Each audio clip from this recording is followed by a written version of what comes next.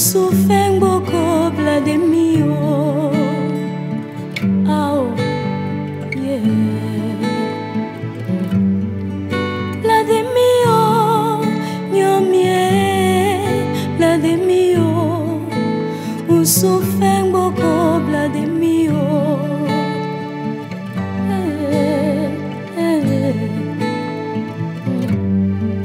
La de mio, famille Jésus, la de mio, on souffre beaucoup de mio. Alléluia. Amen. Ok, le point suivant qu'on va aborder maintenant concernant toujours que Mahomet est un faux prophète. On va vous montrer maintenant dans la Bible, dans le Coran, clairement que Mahomet, selon Allah lui-même, Allah subhanahu wa ta'ala, dit clairement dans le Coran que Mahomet, présentement, il est en enfer. C'est ce qu'on va lire maintenant. Ce n'est pas pour dire qu'on imagine. Vous le savez déjà, on ne parle pas sans preuve, frère. Tout ce qu'on dit toujours est écrit et tout est vérifié.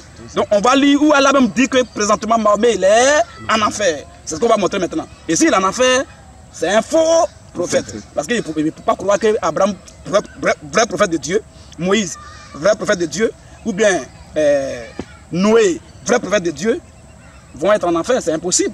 S'il est un vrai prophète, c'est qu'il est au ciel. Mais s'il est un faux, c'est qu'il est en enfer. Judas, c'est un apôtre, mais un faux apôtre. Présentement, il est en enfer. Amen. Amen. Donc on va montrer maintenant que où Allah lui-même dit clairement que Mahomet est en enfer, à la lumière des versets coraniques et des versets bibliques. Clairement. On ne tourne pas autour du pot sur ce point-là, c'est tellement focal. Alors vas-y frère. Prends d'abord la sourate 33. Sourate 33, verset 56.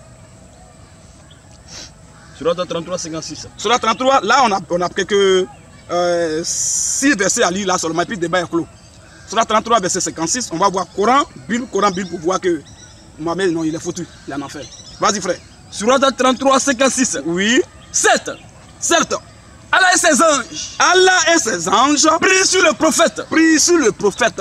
Oh, vous qui croyez. Oh, vous qui croyez. Priez sur lui. Priez sur lui. Et adressez-lui. Oui. Vos salutations. Très bien. On va reprendre à zéro.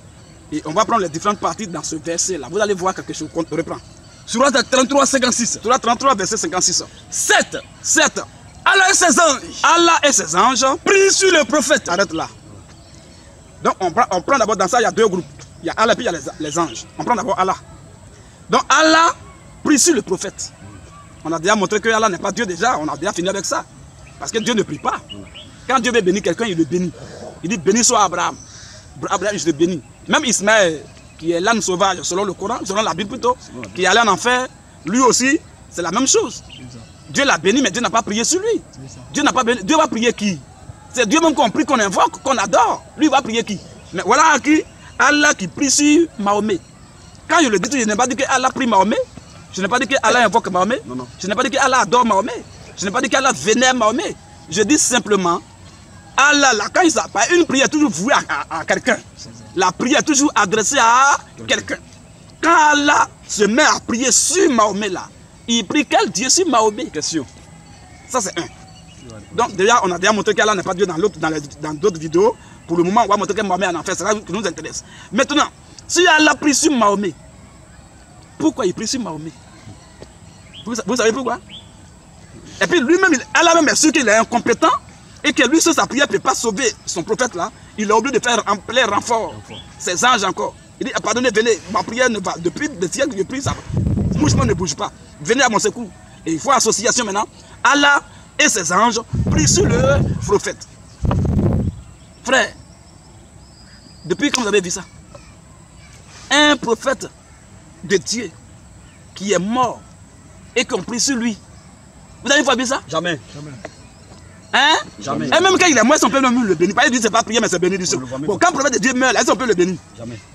Quand Abraham est mort, là, Dieu s'est adressé à lui, Dieu l'a béni. C'est de son vivant que Dieu l'a béni.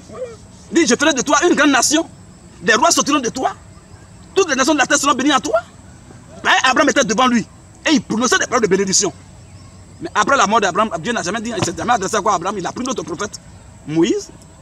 Quand Moïse est mort, Dieu ne s'adresse plus à Moïse, il s'adresse maintenant à celui qui prend tout le relais. Il prend Jean-Baptiste. Ainsi de suite, non? Mais d'où cet homme-là vient extraordinaire, là, je ne sais pas si c'est un bandit arabe là, qui est en train de mentir à nos parents musulmans pour les envoyer à l'abattoir.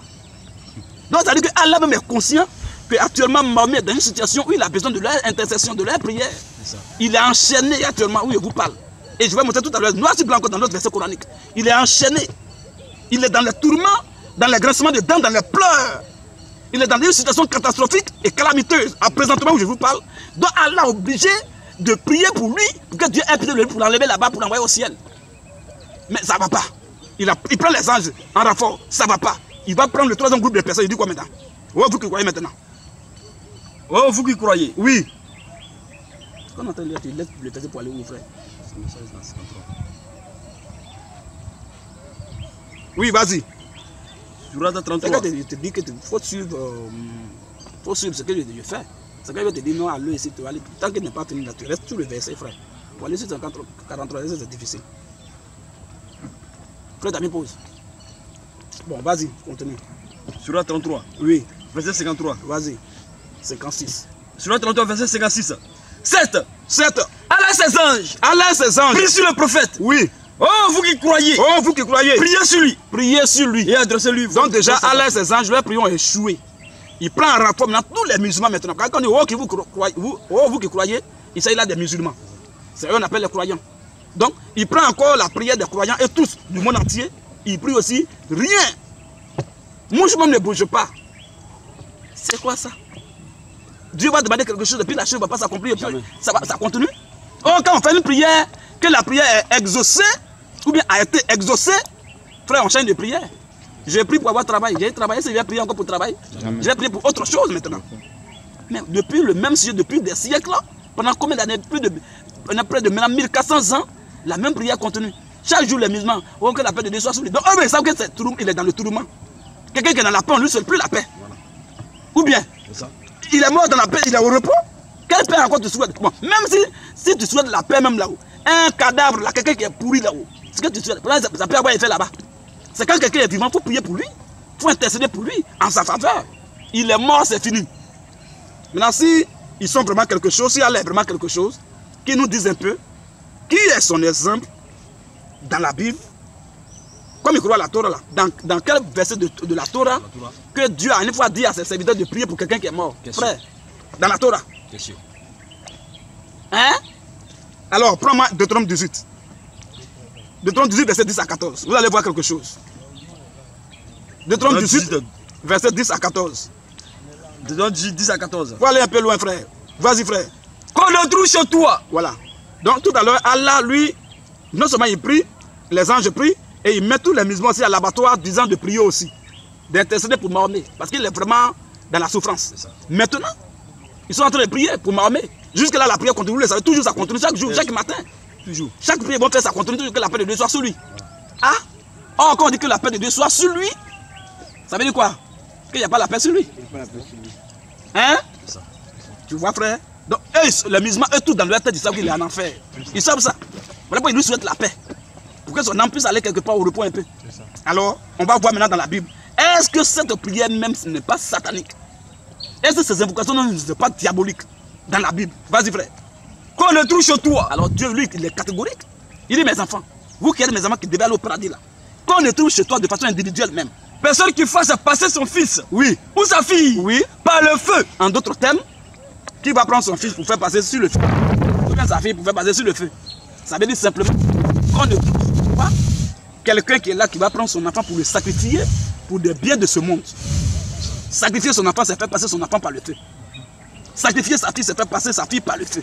Donc, il ne faut pas que tu vas sacrifier tes enfants au détriment des biens matériels, de l'argent sur la terre.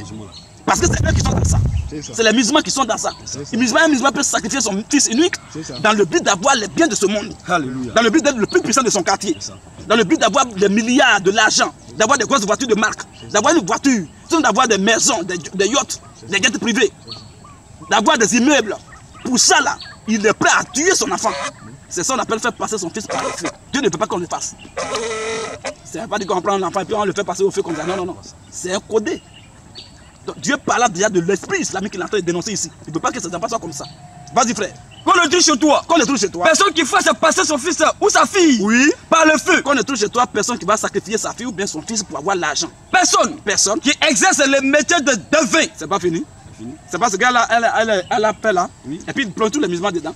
Personne qui exerce le métier de devin, avec quelqu'un qui s'adresse à quelqu'un, à un esprit de mort. On ne fait pas ça. Ce que Dieu interdit, Allah le permet. Allah l'autorise. En d'autres termes, Allah s'oppose à Dieu. Donc Allah c'est Satan. Tout à l'heure, on a même déjà prouvé ça il y a longtemps. Par 15 vidéos que Allah c'est un démon. C'est ça.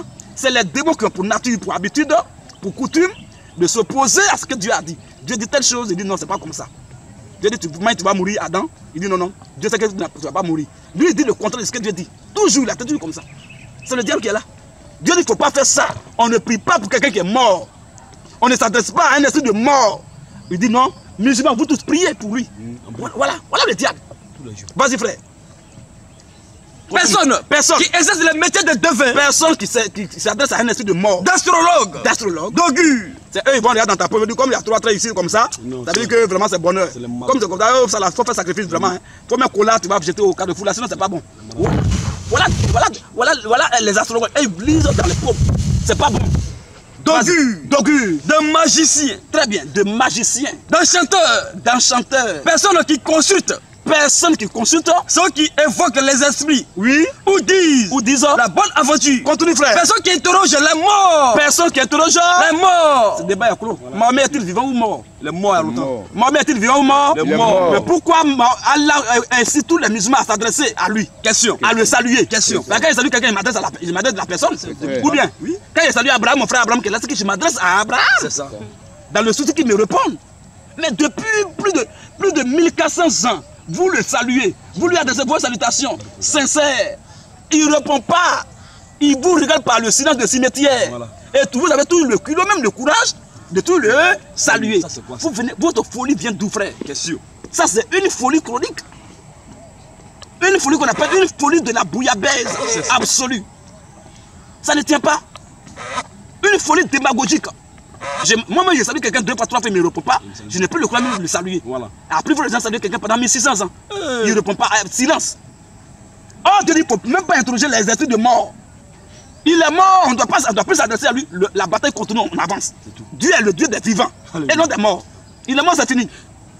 S'il est un enfant de Dieu, il est là, il est au repos.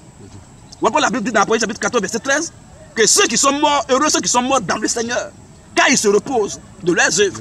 Débat est clos. Débat est clos, frère.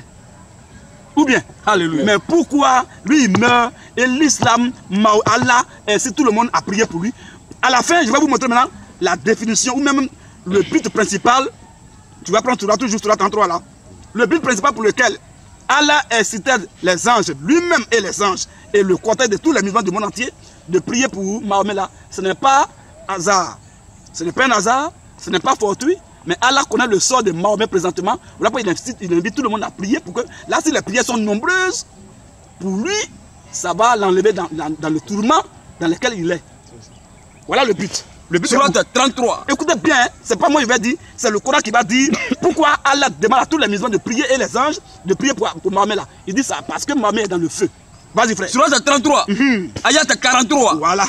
C'est lui qui prie sur vous. Très bien. Là, ça dit qu'il prie même sur tous les musulmans. Le vous est mis pour les musulmans. Le vous n'est pas mis pour Mahomet seulement. Mahomet est dedans, ça dit que le vous est mis pour les croyants. Les musulmans, Mahomet est un musulman. Donc le vous là, il est dedans. Donc le vous est mis pour tous les musulmans. Alors, il dit quoi? C'est lui qui prie sur vous. C'est lui Allah maintenant. Donc, il a dit à ses amis, il n'a qu'à se reposer. Maintenant, lui, il va faire le combat. Donc, c'est lui Allah qui prie sur vous. Mais c'est pas encore, il n'a même pas laissé, il ne veut jamais laisser ses anges au repos. Ainsi que, très bien, ainsi que ses anges. Donc, Allah et ses anges ont encore pris sur tous les musulmans désormais. Pourquoi? Dans quel souci? Afin qu'il vous fasse sortir. Afin que Dieu ait pitié de vous pour vous faire sortir des ténèbres. Des ténèbres à la lumière. Des ténèbres à la lumière. Qu'est-ce que Allah veut nous faire comprendre par là? Quel message il veut nous transmettre? Les musulmans sont l'enfer. Que tous les musulmans sont des ténébreux. Malgré leur état de musulmans, leur état de croyants, Allah dit qu'ils sont encore ténébreux. Donc il est en train de prier à les uns pour que Dieu ait pitié d'eux, pour les enlever dans les ténèbres. Vous voyez? Donc ceux ils sont encore vivants. Eux, on va arriver sur leur dossier. On est sur le dossier uniquement. Prends-moi Matthieu 25, verset 30. Sur le dossier de Mahomet d'abord, c'est lui qui nous intéresse là. On va voir quelque chose. D'autres musulmans sont encore vivants. Mais Mahomet, lui, il est déjà mort. Mais si Allah continue de prier pour Mahomet, pour que Dieu ait pitié de Mahomet pour l'enlever dans les ténèbres à la lumière, ça veut dire que les ténèbres là, c'est quoi? Donc Mahomet est dans les ténèbres. On va voir, il s'agit de quelles ténèbres? Vas-y. Matthieu 25 30. Matthieu 25, verset 30.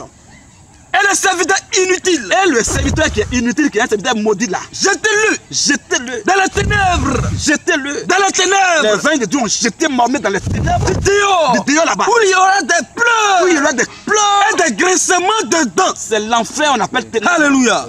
Alléluia. Amen. Donc Allah est conscient que son prophète a été jeté par les anges de Dieu dans le feu de l'enfer. Dans les ténèbres là-bas, dans le noir. Où il y a des pleurs et des grincements de dents. Allah est un spiritiste, il voit actuellement dans quel état Mahomet est. Donc il exhorte tous les musulmans à prier parce que votre gars là, il est dans le tourment présentement. Il est en train de pleurer là. Il est en train de gémir. Il est dans le chaos. Il est dans une situation vraiment très calamiteuse et vraiment catastrophique. Une situation misérable actuellement, douloureuse. Donc priez pour lui. Pour que quand même Dieu puisse avoir peut-être de lui là. Si vos prières sont nombreuses, on peut l'enlever là-bas pour l'envoyer à la lumière, pour l'envoyer au ciel. Frère, est-ce qu'il y a encore une autre preuve qu'on m'a dit que Mohamed c'est un faux? Hein? C'est un faux. Pourquoi on n'a jamais prié pour Abraham? Pourquoi Dieu l'envoie de la lumière, des ténèbres à la lumière? Pourquoi on n'a jamais prié pour Moïse, pour Adam, pour Noé? Pourquoi il ne prie jamais pour Ézéchiel, pour Esaïe, pour Daniel? Et puis c'est seulement Mahomet. Parce que les gens, Allah leur a dit que vraiment le gars là, il est dans le feu. Je ne vois pas Adam dans le feu. Je ne vois pas Abraham dans le feu. Jamais. Je ne vois pas Daniel dans le feu. Jamais. Ni Ézéchiel dans le feu. Ni Amos, ni Daniel, ni Osée. Tous ceux-là, ils ne sont pas dans le feu, je ne les vois même pas là-bas. Mais c'est Mahomet, je vois dans le feu. Pardonnez, priez pour lui, pour que Dieu puisse avoir pitié de lui, pour l'envoyer dans le feu de l'enfer, pour l'envoyer au ciel. Voilà quel clair, frère. Amen. Voilà l'objectif principal que Allah poursuit toujours en disant à tout le monde de prier, tous les musulmans de prier pour Mahomet, parce qu'il est dans le feu, en enfer. Amen. Amen. Maintenant, tous les musulmans même qui sont vivants, comment un homme qui est déjà croyant, donc il est éclairé. Et puis on a dit encore que tu es dans les ténèbres. C'est lui qui prie sur vous, on a fini à Mahomet, c'est lui qui prie sur vous pour qu'il vous enlève dans les ténèbres à la... Oh, Matthieu 5 dit quoi? Matthieu 5, 14. Matthieu 5. Est-ce qu'on peut prier pour un chrétien déjà? Quelqu'un qui croit déjà en Christ, est-ce qu'on peut prier pour lui? Mais pourquoi eux ils sont musulmans, ils croient en Allah? Mais malgré ça, on doit prier pour eux. Pourquoi? Vas-y frère. Matthieu 5, 14. Vous êtes la lumière. Vous êtes la lumière du monde. Vous êtes la lumière du monde. Donc vous voyez, c'est clair, hein? C'est tellement clair. Donc nous sommes la lumière du monde. Bon, est-ce qu'on peut prier pour lumière déjà pour qu'on soit encore lumière? Jamais. On est déjà lumière. Voilà. Mais les musulmans sont des ténébreux. Par ce verset, on met en enfer et ça prouve encore le deuxième volet que tous les musulmans sont des ténébreux. Ils sont perdus, ils sont égarés. Ils sont dans les ténèbres. Mais nous, nous sommes la lumière. C'est nous qui éclairons au contraire. Alléluia. On ne peut pas encore prier pour nous pour avoir lumière. On est déjà lumière. Amen. Amen. On va terminer maintenant par Jean 12, verset 4 à 8. Verset 4 à 6. Dernier verset. Sur ce point. Jean 12, verset 4 à 6. Jean 12. Oui. 4 à 6. Vas-y, frère. Un de ses disciples, Judas Iscariot, fils de Simon, oui, celui qui devrait le livrer, dit, oui. Pourquoi n'a-t-on pas vendu ce parfait? Oui. 300 deniers pour les donner aux pauvres. Vas-y, frère. Il disait cela. Non qu'il s'est mis à peine des pauvres. Oui. Mais parce qu'il était voleur. Parce qu'il était voleur. Mais le verset, c'est le verset 35. Voilà. Verset 35. Mais là, on parle de Judas encore qui était un voleur. C'est à cause de ça. Lui, il faisait semblant de faire du bien aux gens. Voilà. Comme les musulmans font souvent. Ils sont les plus, ils partagent l'argent.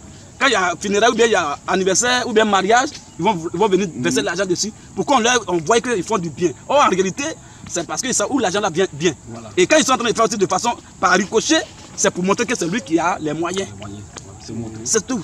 C'est l'orgueil en fait. Voilà. Sinon Jésus a dit quand ta main gauche donne quelque chose, il ne faut pas que la main droite doit savoir. En d'autres termes, quand tu donnes quelque chose à ton frère qui est là, lui qui est à côté ne doit pas savoir ça. Mais quand eux ils veulent faire, tu es là-bas et puis il verse l'argent. Donc, quand un homme qui verse l'argent chez son frère, tu peux lui donner dans le secret, mais pour que les gens les voient. Voilà l'orgueil pantanté. Parce que leur patron, Allah, même commandant du bateau, il est l'orgueilleux. Donc il a fait des enfants orgueilleux. Ou bien des esclaves orgueilleux. C'est ça. Très vas-y. Jean 12, oui. Verset 35. Vas-y. Jésus l'a dit. La lumière est encore pour un peu de temps au milieu de vous. Oui.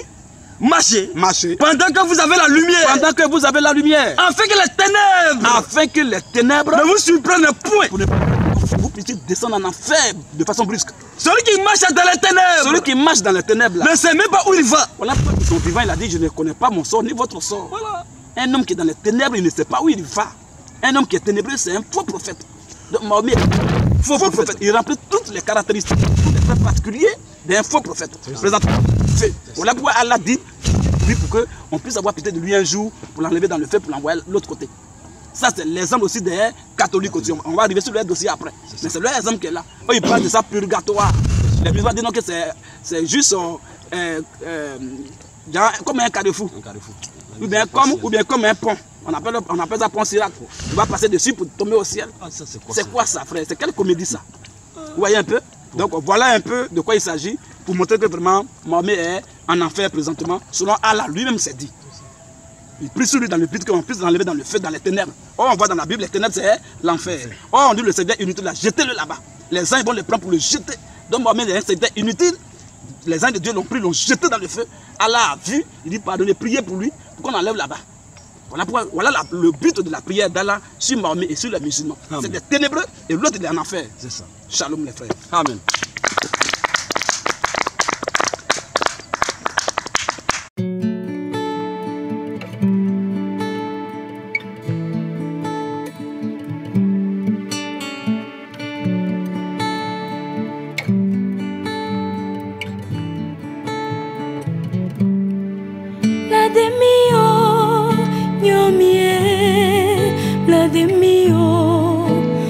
Souffeng boko blademio. Oh, yeah. Blademio, nyomie, blademio. Souffeng boko blademio.